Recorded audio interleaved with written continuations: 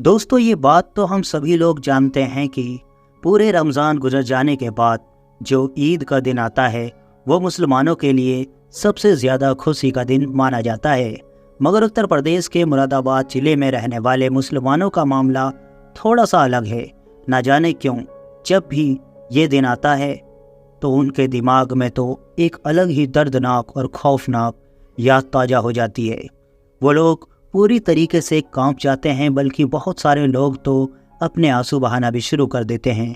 आंसू बहाए भी क्यों ना, क्योंकि यही वो दिन था कि जब आज से लगभग 40-45 साल पहले मुरादाबाद के अंदर वो कांड हुआ था कि जिसको अगर आज़ाद भारत के इतिहास का सबसे दर्दनाक और खौफनाक कांड कहा जाए तो गलत नहीं होगा। ये कितना ज़्यादा भयानक था, इस चीज़ का अंदाज़ा आप लोग सिर्फ इसी बात से लगा सकते हैं कि इसको तो सन 1913 में होने वाले उस जलियांवाला बाग कांड से भी ज़्यादा खतरनाक माना जाता है कि जिसमें अंग्रेज़ों ने सैकड़ों की तादाद में बेकसूर और पीसफुल भारतीयों को मौत के घाट उतरवा दिया था। मगर हाँ, यहाँ फ़र्क यही है कि उस जलियांवाला बाग कांड में हिंदुस्तानियों को मारने वाले लोग अंग्रेज़ थे, लेकिन मुरादाबाद के इस कत्लेआम में कोई और नहीं बल्कि खुद भारतीय थे। और वो भी वो भारत की पुलिस थी कि जिसके ऊपर खुद यहाँ के नागरिकों की हिफाजत की जिम्मेदारी है। तो अब सवाल यह है कि आखिर मुरादाबाद का ये ईदगाह कांड है क्या? आखिर आज से 44 साल पहले मुरादाबाद की ईदगाह में ऐसा हुआ भी क्या था कि जिसके खौफ का भूत मुरादाबाद के मुसलमानों के दिमाग में आज भी मौजूद है। तो चलिए ईदगाह सुअर और फिर PSC की लगातार चलने वाली गोलियों से जुड़ी इस कहानी को समझने की कोशिश करते हैं। दोस्तों, ये बात है 13 अगस्त सन 1980 की सुबह की, जब लोग बड़ी ही चहल पहल और खुशी के साथ उठे उस खास दिन को सेलिब्रेट करने के लिए कि जो लगातार 30 रोज़े रखने के बाद आता है। यानी मैं बात कर रहा हूँ ईद उल फित्र की। यूपी का मुरादाबाद जिला उस दौर में बरेली रेंज में आया करता था। यहाँ पर जिस ईदगाह में नमाज अदा की जाती थी उसमें एक साथ लगभग 50,000 लोग एग्जिस्ट हो सकते थे। मामला यह था कि आज की तरह उस दौर में हर छोटी बड़ी मस्जिद में ईद की नमाज नहीं अदा की जाती थी, बल्कि आमतौर पर लोग सिर्फ और सिर्फ शहर की ईदगाह में ही नमाज अदा करने जाया करते थे। अब जब एक ही जगह पर नमाज अदा की जाती है तो भीड़ भी ज़्यादा होती है। लोग जल्द से जल्द पहुंचने की कोशिश करते हैं ताकि जितना जल्दी पहुंचेंगे उतना आगे और अच्छी तरीके से जगह मिल सकेगी। लास्ट में पहुंचेंगे तो जगह बहुत मुश्किल से मिलेगी या फिर बहुत पीछे मिलेगी। देश दुनिया के बाकी इलाकों की तरह मुरादाबाद के मुसलमानों के घरों पर भी बड़ी ही खुशी का माहौल था। लोगों ने सुबह उठते ही नए नए कपड़े पहने और फिर ईदगाह की तरफ निकलना शुरू कर दिया। एक वक्त में 50,000 लोगों वाली इस ईदगाह में जिसको भी जहाँ पर जगह मिल रही थी, जाहिर है वो वहाँ पर ही बैठ रहा था। इन हज़ारों लोगों में जवानों और बूढ़ों के साथ साथ बच्चे भी शामिल थे। एग्जैक्ट नमाज अदा की जाती उससे पहले इमाम साहब ने दस्तूर के मुताबिक खड़े होकर लोगों को नमाज वगैरह का तरीका समझाना शुरू कर दिया। मगर इमाम साहब अभी नमाज का तरीका समझा ही रहे थे कि अचानक से शोर मचा। यह शोर ऐसा था कि पीछे तक बैठे हुए हज़ारों की तादाद में लोग तो कुछ समझ ही नहीं पा रहे थे और भगदड़ का माहौल क्रिएट होने लगा। दरअसल हुआ ये था कि जहाँ पर इमाम साहब खड़े होते हैं वहाँ से ईदगाह की राइट साइड से एक सुअर एंटर हो गया। सुअर ने जैसे ही अंदर घुसना शुरू किया वैसे ही फर्स्ट रो में बैठे हुए लोगों में अफरा तफरी मच गई। लोगों ने अपने आप को बचाने की कोशिशें करना शुरू कर दी ताकि किसी तरह से यह हमसे टच ना हो जाए, हमारे कपड़ों से ना लग जाए, वरना जाहिर है हमारी नमाज चली जाएगी। देखते ही देखते ये सुअर इतना ज़्यादा अंदर एंटर हो चुका था कि अब इसका वापस जाना बहुत ही मुश्किल था। यानी उस जानवर की अब खुद भी मत कट चुकी थी कि वो किधर जाए और किस तरह से वापस जाए। मगर जहाँ से वो सुअर एंटर हुआ था वहीं पर ही एक पुलिस वाला भी खड़ा हुआ था। वहाँ पर मौजूद लोगों ने उसी से पूछना शुरू किया कि भाई, तुमको पता है कि इसके यहाँ आने से हमारी नमाज भी नहीं हो सकती है, तो तुमने इसको रोकने की कोशिश क्यों नहीं की, या फिर अब इसको रोकते क्यों नहीं हो? धीरे धीरे नतीजा यह हुआ कि वहाँ पर मौजूद एक नमाजी और उस पुलिस वाले में बहसबाजी शुरू हुई। यह बहसबाजी पहले तो दोनों तरफ से गाली गलौज में बदली और उसके बाद नौबत मारपीट तक आ गई। सुअर के अंदर एंटर हो जाने की वजह से माहौल पहले ही काफ़ी ख़राब हो चुका था। लोग अपनी नमाज छोड़कर अफरा तफरी का शिकार हो गए थे। इवन एक दो लाइन को छोड़कर बाकी पीछे वाले लोगों को तो ये भी नहीं पता था कि आखिर यह सब कुछ हो क्या रहा है, क्योंकि उन्हें तो अपनी आंखों से ना सुअर को देखा था और ना ही पुलिस वगैरह की उस झड़प को देखा था। ऐसे माहौल में जब पुलिस की तरफ से फायरिंग की गई तो बची कुची कसर पूरी हो गई। ये हज़ारों की तादाद में जो भीड़ थी, जिसमें जवान बूढ़े बच्चे सब शामिल थे, इसमें भगदड़ मच गई। गोली की आवाज़ सुनकर लोगों ने तरह तरह की बातें करना भी शुरू कर दी। किसी ने कहा कि बाहर से दूसरे ग्रुप का हमला हो गया है, तो किसी ने कुछ और कहा। मगर हाँ, फिर अगले आधे घंटे के अंदर इस मैदान के अंदर जो कुछ भी हुआ उसने सब कुछ बदल कर रख दिया, क्योंकि आधे घंटे के बाद इस ईदगाह के मैदान में हर तरफ खून ही खून नज़र आ रहा था। सैकड़ों लाशें पड़ी हुई थी, सैकड़ों लोग थे कि जो तड़प रहे थे और मदद के लिए पुकार रहे थे। किसी का हाथ टूटा हुआ था तो किसी का पैर, तो किसी की बॉडी पूरी तरीके से कुचल चुकी थी।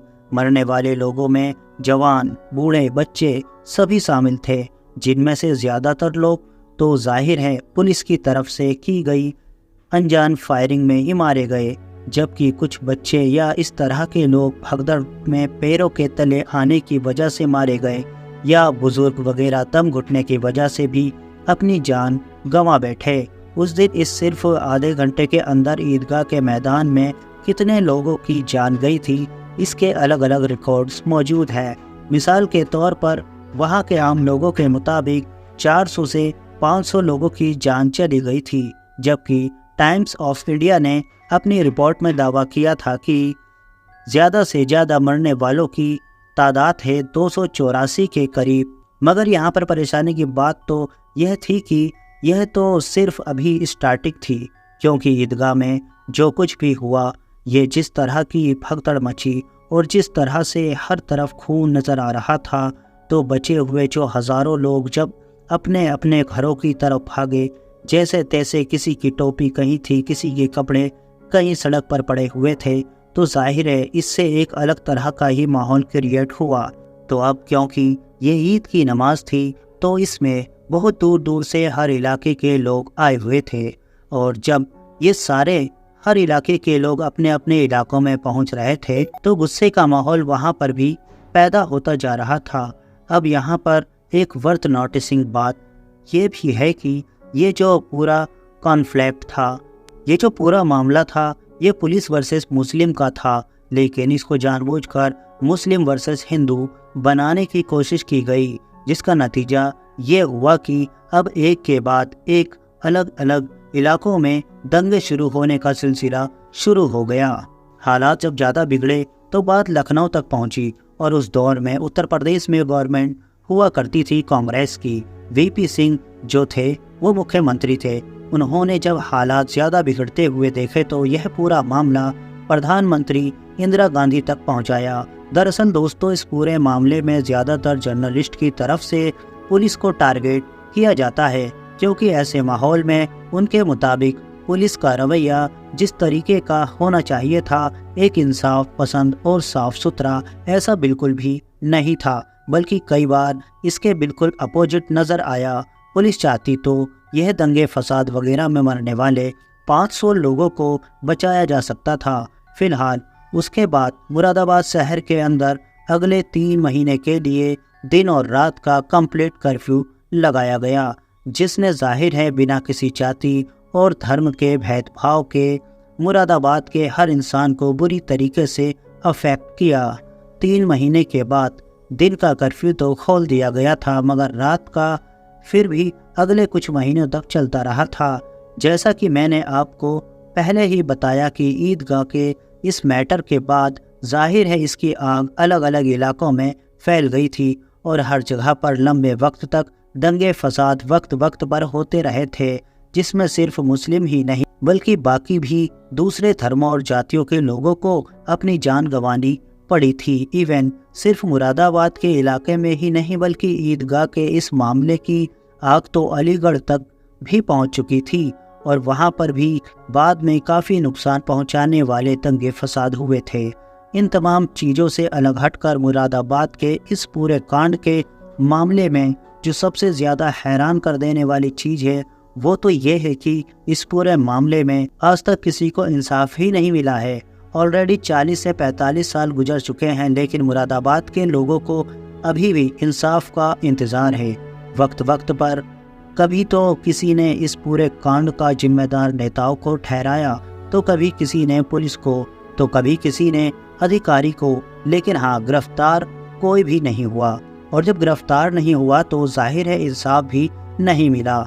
इवन आपको जानकर हैरानी होगी कि जब शुरुआती दौर में मुरादाबाद के मुसलमानों की तरफ से कुछ ज़्यादा ही प्रेशर डाला गया था तो जांच पड़ताल शुरू भी हो गई थी। इलाहाबाद के एक जज साहब थे MP सक्सेना, उनकी निगरानी में बड़ी ही गहराई के साथ जांच पड़ताल हुई भी। उन्होंने पूरी जांच पड़ताल के बाद अपनी यह रिपोर्ट गवर्नमेंट को भेजी, लेकिन कांग्रेस की गवर्नमेंट ने अगले 17 सालों तक इस रिपोर्ट पर कोई एक्शन ही नहीं लिया।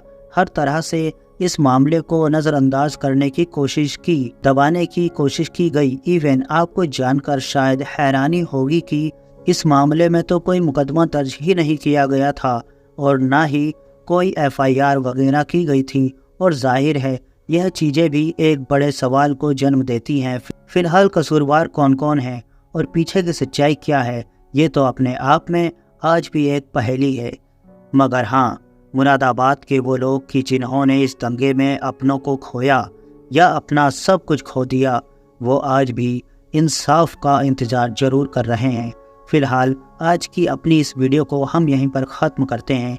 अगर वीडियो नॉलेजेबल लगी हो तो वीडियो को लाइक ज़रूर करें और चैनल को सब्सक्राइब करना ना भूलें। Thanks for watching. Bye bye.